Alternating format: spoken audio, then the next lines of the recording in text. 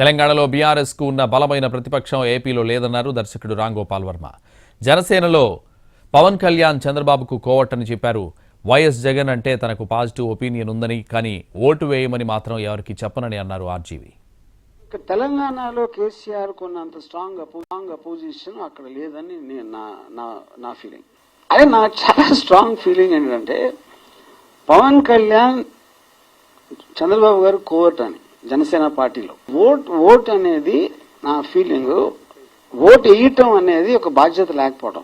ఎందుకు బాధ్యత లేకపోవడం అంటే నాకు ఎవరు నిలబడుతున్నారు, వాళ్ళ బ్యాక్గ్రౌండ్ ఏంటి, వాళ్ళ ఫోర్గ్రౌండ్ ఏంటి, వాళ్ళు ఏం చెప్తున్నారు, అలా ఎలాగ సాధ్యం అని చెప్పి అమలుపరచడానికి అనే పరిజ్ఞానం అస్సలు లేనప్పుడు ఓటు వేయటం అనేది చాలా బాధ్యత రహితం అని నేను ఫీల్ అవుతాను. అందుకని ఒక రెస్పాన్సిబుల్ సిటిజన్ గా నా లైఫ్ లో ఎప్పుడు ఓటు వేయలేదు నేను.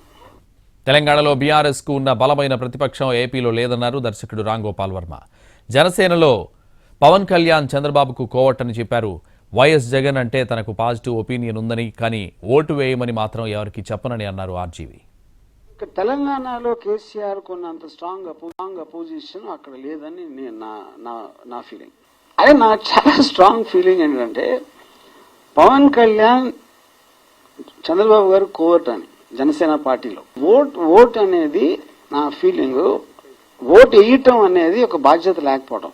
ఎందుకు బాధ్యత లేకపోవడం అంటే నాకు ఎవరు నిలబడుతున్నారు, వాళ్ళ బ్యాక్గ్రౌండ్ ఏంటి, వాళ్ళ ఫోర్గ్రౌండ్ ఏంటి, వాళ్ళు ఏం చెప్తున్నారు, అలా ఎలాగ సాధ్యం అని చెప్పి అమలుపరచడానికి అనే పరిజ్ఞానం అస్సలు లేనప్పుడు ఓటు వేయటం అనేది చాలా బాధ్యత రహితం అని నేను ఫీల్ అవుతాను. అందుకని ఒక రెస్పాన్సిబుల్ సిటిజన్ గా నా లైఫ్ లో ఎప్పుడు ఓటు వేయలేదు నేను.